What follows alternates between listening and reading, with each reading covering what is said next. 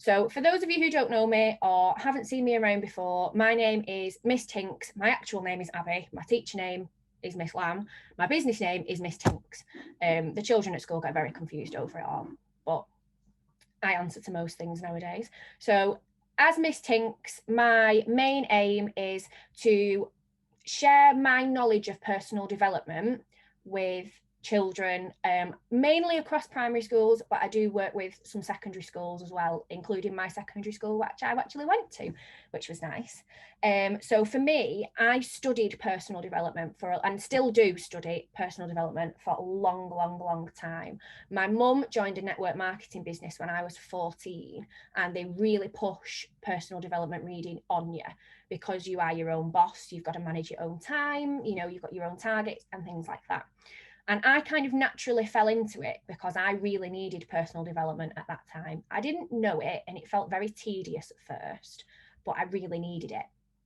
So however many years down the line now, how many is it? 12 years down the line now, I have been to uni, qualified as a teacher, and loved teaching, absolutely loved teaching, especially in primary schools. It's the best job, but it's the hardest job.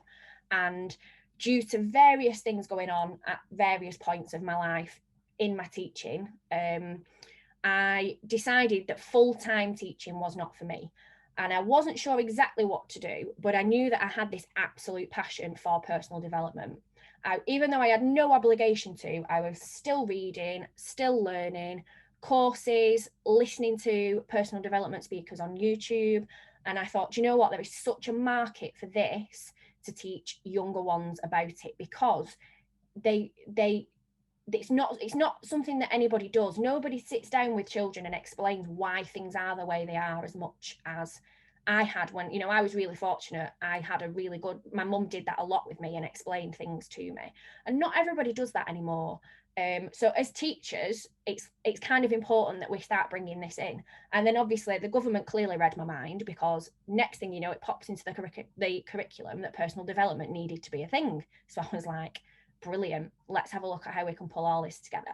So what I do now is work in schools, out of schools, with schools on personal development, growth mindset, things like that, and just pull in as much of my knowledge as I can into resources, workshops, staff meeting, general CPD, and all that sort of thing. And that's a little bit of what you're going to see tonight. So tonight you're going to see a little bit of everything from me.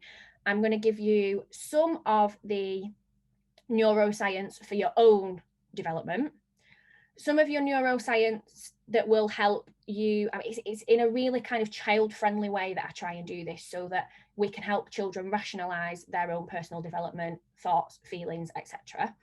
And I'm also going to share with you a little bit about a program that I've just released. There is absolutely no obligation to go any further than just sitting and enjoying this Zoom, by the way. But at the end of the meeting, it is on sale. Okay, so it's a reduced price and it comes with lots of extra benefits as a thank you for coming on and listening to me tonight. So it's kind of exclusive to you guys. It won't be available for a lot after this meeting. So if it's something that you think your school would be interested in, then you need to get in touch with me. I'll share the link with you. I'm going to make a start because I can't see any more people in the waiting room. So hopefully Jodie can give me a thumbs up when I can see this. I'm just going to swiggle some things around. Perfect. I'm going to put it in slideshow mode. Then it's a little bit more user friendly. Is that okay? Amazing. Right. So I've explained a little bit about myself. Let me just pop everybody up there. That's it. And then we're not all in the way. So the best way that I have found to teach children about general neuroscience and how our bodies work is by linking it to the analogy of being just like a computer. So this is actually one of the slides. All of these slides you're going to see are slides from my teaching program on stress and understanding it.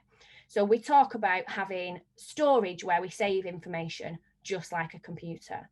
We talk about having an instruction entry. So there's always something telling our bodies what to do. We have a visual display, which is what we actually show to other people, and various other bits and pieces going on inside that computer as well. And by linking it to a computer, so by linking it to the hard drive being where we store our information, the keyboard being how we type in what we want our body to do, and the screen actually showing people and going back to other people about what we are thinking and feeling and things that stress us out and just general, you know, how our bodies respond, it kind of gives children a really concrete thing to latch onto, so that when they feel like they're stressed or when they feel like they're emotional and they're not sure why, you can really draw back to them and say, right, okay, so what information have you got? You know, what's in your hard drive? Has somebody typed something into your keyboard? Has somebody said something to you, or has something happened? And it gives them something really concrete to hold on to and think, and can come back to and think, actually, yeah, what has gone on, rather than just being very, you know, stressed at crisis point, not being able to articulate how they're thinking, how they're feeling, what's going on. It kind of draws it back to the triggers of, is it something already in your hard drive from the past? Is it something that's just happened? Is somebody just typed into your keyboard? Or is it something that you, and how is it that you're showing it to people? What does that look like and feel like for you? Okay. There's also a really important thing, like I said, about inside your computer, inside your hard drive. This is your control room.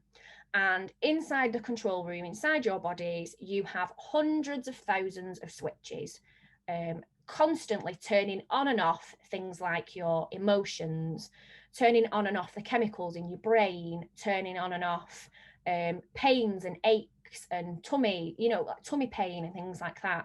And it's important to reassure the children that this is a completely automatic process, that we actually, even though it's called the control room, we don't have any control of it until we really tap into thinking about how we are feeling.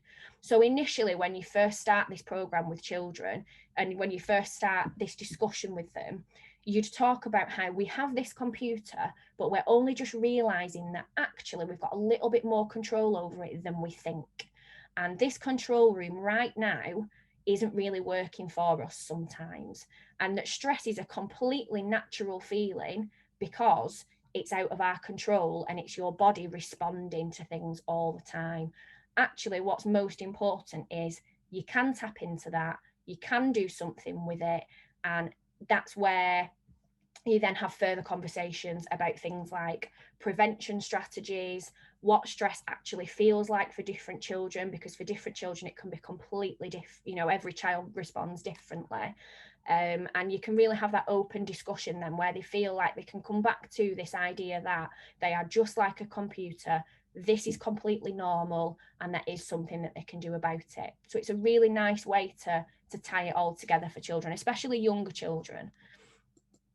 So this is a bit more of the adult style stuff. Some of this is in the presentations that the children would see in the stress program. Some of this just draws into the adults session that I do as part of the initial start of the program. Stress essentially is emotional or physical tension. So it either triggers an emotional response or it triggers a physical response when you start to feel stressed. It's a reaction to anything you find challenging, and it's your adrenaline. Another really good thing to share with children is it's called your meerkat brain. So it's your amygdala, the specific part of your brain that senses stress. Now, you don't want to turn your amygdala off completely, because then when you are actually in danger, it wouldn't tell you. But with children, we have to develop these rationalizations of, am I really in danger, or is my body telling me I'm in danger? It's your meerkat brain sending adrenaline around your body to help you cope with whatever it feels like is challenging you. Whether it's, I mean, for children, it can be something like a spelling test. It can be really trying to get that pen license, trying to get to the end of your times tables challenge. You know, it's very different for lots of different children, because obviously they find different things stressful and more easy. And it's the same with things that happen at home as well. You know, every child at some point has that meerkat brain going in the back of their head, their amygdala, and the adrenaline starts to pump around the body and it causes all these reactions. It's an unsure feeling. And obviously, because children have experienced less, that whole rationalizing between this actually isn't stressful, I can do this, and this is the end of the world, is much less. So it's important to tell them that that is a normal response. It's your meerkat brain. We can't switch it off because then we wouldn't know if we actually were in danger or not. But what we can do is learn how to cope with it, learn how to try and prevent it. That's what the programme in general is all about, is educating them and then getting them to think further on about how to sort it all out in their heads. So this is the sort of thing that I would share with children. I would talk about the chemicals of stress. So again, it's back to that adrenaline. So you talk about how just a couple of minutes of stress can lead to this adrenaline going from your brain, from your meerkat brain, into your body. And actually it can last hours and hours afterwards. So they might go home from school with tummy ache because their spelling test they did at 9 o'clock in the morning, they got one wrong, and they don't necessarily link the two together. So it's important for them to know that it can be quite a long lasting effect for children. And I've just put a couple of little illustrations in where you would talk about, you know, the first girl, she's trying to do too much at once. That causes lots of stress. The little girl in the middle is obviously finding her work quite tricky. Same for the little girl on the end. You know, we will talk about stressful situations and when they start to feel stressed, what does it feel like? Now, this next bit along is definitely something that you only really include in the adult sessions. So this is the only thing, this I would put in the teaching stuff, but not necessarily for the children. So there's two different types of stress. You've got acute stress, which is really sudden reactions. Like there, for example, I've put slamming on the brakes, like if a cat runs out in the road or, you know, something like that. It's very, very quick responses. Facing your fears and phobias, you know, getting on a roller coaster, climbing a mountain, if you've got a deadline to meet, or if you're going on for a competition or something that you've never done before, you know, they're very acute stresses. So that affects your body temporarily. And then after a period of time when your body's used the adrenaline up and you've kind of used all the chemicals up, it goes back to normal. Whereas with chronic stress, these symptoms can last a lot longer, usually because you're in that situation for a lot longer. So it could be problems with neighbours, friends, family, something going on at home, something going on at school, something going on at work, you know, one of your hobbies. So chronic stress doesn't happen as often with children, but obviously we have got children who can be in very stressful home situations. And when they come to school, that's like safe place, you know, safe space. But they can bring, because it's chronic, because it is long lasting, they can bring some of the symptoms to school with them, like tummy ache, tiredness, etc., etc. So the symptoms themselves tend to vary along a bit of a sliding scale. With adults, it's definitely a sliding scale. So you can go from having diarrhea to being really constipated, being really confident and feeling like you've got this to wanting to lie in bed for 3 or 4 days at a time. You know, oversleeping versus not being able to sleep, really, really focused, feeling completely procrastinating, don't want to do it, feeling very energized as opposed to feeling very lethargic. You know, with adults, it's a bit of a sliding scale, and you can find different ones with adults, you tend to get more of a combination of those different things going on. Whereas with children, they tend to be more polarized. So they're either one or the other. And it tends to be one or a couple of those key things that you start to notice in them. Obviously, as teachers, you spend all your day with them and you pick up on these things quite subtly a lot. So it's good to be mindful of, especially if it's reoccurring. There could be a chronic stress going on underneath, you know, there could be something underlying that they are one or the other of these things pretty much all the time and every day that you see them. Obviously, also with children, it can be things like bedwetting, bad dreams, being really clingy, being very tearful. And on the other side of it, they can go to being very overconfident and overdramatic almost because they're trying to hide it. It's like a fight or flight response, I suppose, for children. But as I was saying earlier, they don't have it's those regulations of what is actually stressful and what is causing you to be stressed because it's unknown. And obviously children have a lot less experience than us at life, so they need educating, and that's what this program and just generally personal development is all about, is educating them for for older, you know, for future life, I suppose, and giving them those skills to regulate their stresses better. With children, I would share stress with them very much in this sort of way. So we talk about feeling tired, maybe feeling a little bit like you're not quite sure of what's going on, finding it hard to concentrate, tummy ache, you know, feeling quite sad, not really sure what to do with yourself, a bit of confusion. It can make children feel quite poorly. You know, children who are in chronic stress situations, you tend to find pick up colds a little bit more easily and things like that. You know, they're usually sniffly, tummy ache, not feeling all that well. But then again, like I say, they can be completely, oh, I'm going to do this, I'm on it, da da da da. Aches and pains, headaches, all that sort of thing. So for children, that's how I would share what stress can look like. I wouldn't go into the full detail of chronic versus acute and things like that. But as a teacher, that's the kind of thing you have to be mindful of. If you're seeing these symptoms reoccurring quite a lot, there could be something chronic. It is something chronic going on. What's causing it? Children might not be able to articulate that as well, so it's important to do a, you know, dig a little deeper behind that situation and see where it's coming from. So for children, I would just keep it really, really, really simple. So stress and your health, like I was saying earlier about the children who tend to be, you know, get more poorly, it is absolutely scientifically proven to depress your immune system. Not only does it depress your immune system, which obviously means you're more prone to colds, coughs, and anything else, any other little bits of bugs, especially as teachers when we're around them all the time. It actually slows the healing process down, which I didn't know until I was kind of researching into it a little bit more. It actually slows the healing process down and can hinder effectiveness of medication. So if you're under chronic stressful situations and trying to take medication to help you with something, being stressed could actually affect how well your body absorbs and uses that medication. So it's quite serious. People kind of brush over stressful situations and crack on and think, oh, I'll be fine, it's not a problem, so on and so forth. But actually, it can be a massive problem. So it's important to think about your health and what could be going on behind the scenes. Scientists have discovered that if you do suffer with more stressful situations, you're likely to be, you know, shyer, not feel like you can speak up as much. Like I say, you suppress that negative emotion. So you're constantly thinking, it's all right, it's fine, I've just got to get on with it, just got to deal with it, so on and so forth.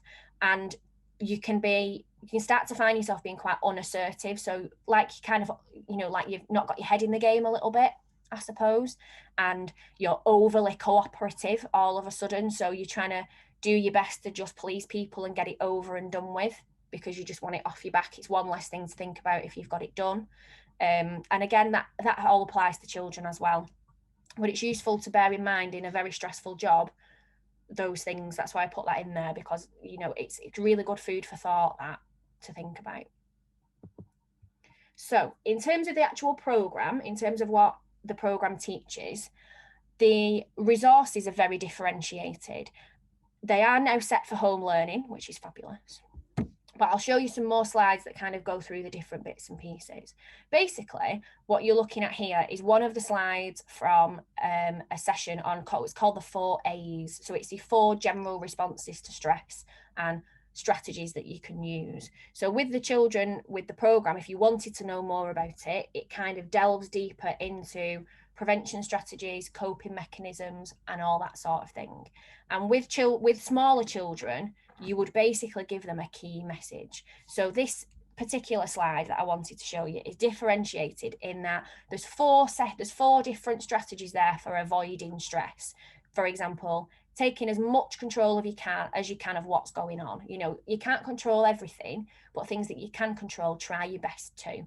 If somebody affects you negatively, try and avoid them. I know that's easier said than done, especially as adults, if it's people that are in your life a lot, but try and regulate that as much as you can to limit that contact. Reprioritize everything you've got going on to try and get yourself back into some sort of balance. The main message you would give to the littlest ones at school would be, if you feel really badly about something, if it's really causing you stress, speak up, say, no, do you know what? I don't want to play that game with you because I don't like that game and you're making me play it. You know, it's again, it's developing those strategies that it's okay to feel stressed. It's a normal response. But what you can do is you can do something about it. Because you get with little ones, they come to you red in the face, sobbing, you know, absolutely heartbroken because something's gone wrong. And it seems trivial to us, but to little ones, it is the actual end of the world. And you can say to them, well, that's okay. That's fine if you feel that way. This is what we're going to do about it. So with the sessions that I've planned, some of the slides will have just a key message, you know, so it's differentiated in terms of with older children, you will talk about these things in more depth. And that's just from a teaching perspective. From the worksheets, they're differentiated again. So I'll go on to those in a little bit more of a minute. The activities themselves can be stretched to a whole afternoon or can literally be done in 30 minutes. From a home learning perspective, because I'm now kind of thinking along the lines of everybody setting things to be done at home independently, the PowerPoint can be uploaded very easily. I'm actually willing and can sort out for you, if you wanted to get them on, is a video of me going through the PowerPoint similarly to how I'm doing it now, so that you can literally upload that and the worksheets, and they're getting that access, that really quality personal development at home, which hopefully will be very, very useful. But for children and younger children, they might talk about it a little bit and then experience all of the things that go with it. So for example, these slides are all from a session where we talk about prevention strategies. So we talk about how meditation can help you calm yourself and teach you breathing techniques.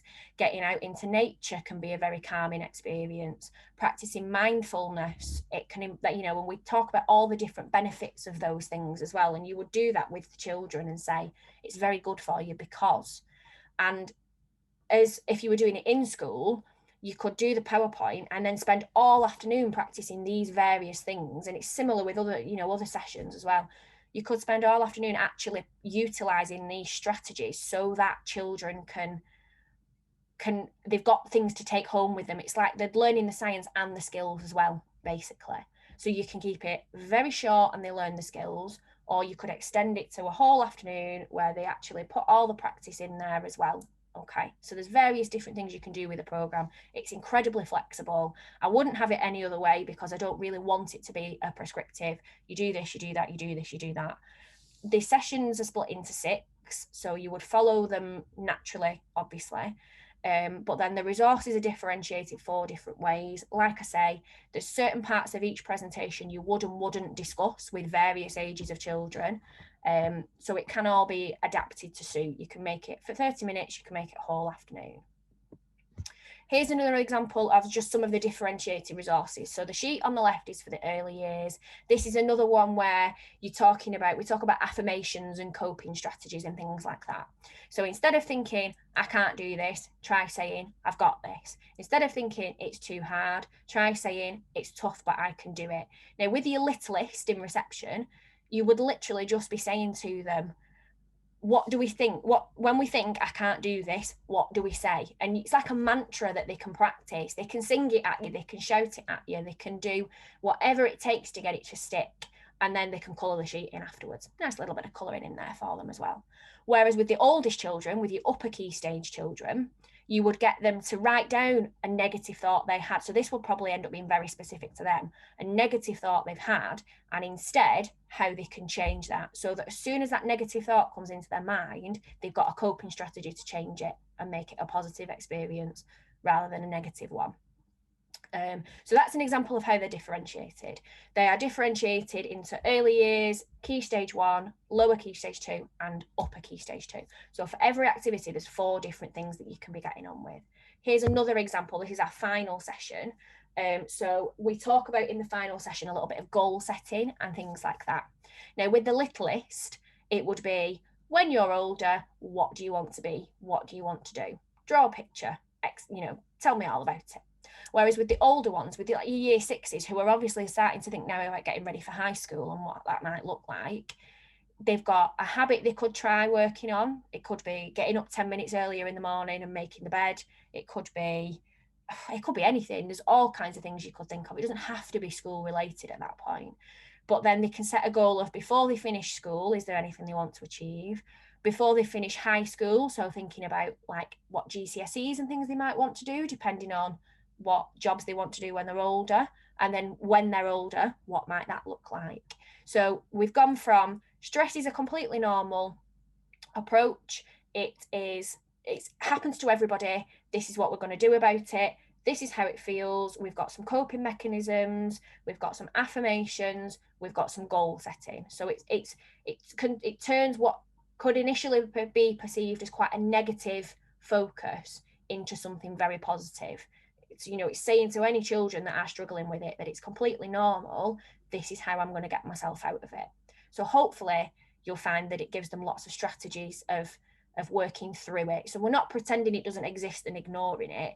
Hopefully we're encouraging them to articulate it a little bit better and plan to get themselves out of it. And then ultimately for your older ones as well, it's a little bit of goal setting for them as a bit of motivation, if nothing else.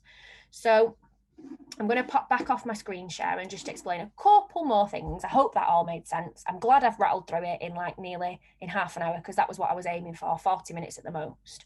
So the offer that I'm putting on, the training should be 150. It's now 100. So it's £50 off. It's £100, and that includes 6 PowerPoints, 4 differentiated activities for each of the PowerPoints. And if you wanted to make it home learning ready, it's all PDFs and PowerPoints, so it can go on Showbase, Seesaw, however. But if you wanted me to share with you videos of me actually going through the PowerPoints and explaining the science behind it, like I've just done with you, absolutely fine. I also offer a staff Zoom session very similar to this one. So within that price, you would also get, I would say before you do the sessions, if you're going to teach them. If I'm going to teach them, you can whack them on Showbase, get them all set up ready to go, and then we can do the Zoom at any point. But it's a little bit of staff CPD, especially for if they are going to teach the sessions, so that they really understand the science behind it, if that makes sense. If that is something that you are interested in, my email is miss.tinks@outlook.com. If you want to go, if there's any, obviously there'll be people it's entirely up to you. There is absolutely no obligation. I just wanted to share with you the neuroscience behind it. We are all going through an incredibly stressful time at the moment. And so it would be a shame when I've got this knowledge here to waste it. I do have Facebook page, Instagram, all forms of social media. Trust me, I am on them. If you want to follow me on any of them, if you search Miss Tinks, I'm sure I'll come up on them all. If you've got any problems accessing any of that, my website is misstinks.co.uk, and it's all on there as well. There are a lot of free resources on my website. There is a link to an Etsy shop where I sell certain actual physical products. But basically, for anything personal development related, any questions that you might have, any support that you might need, I am here for you. So please, please, please just let me know.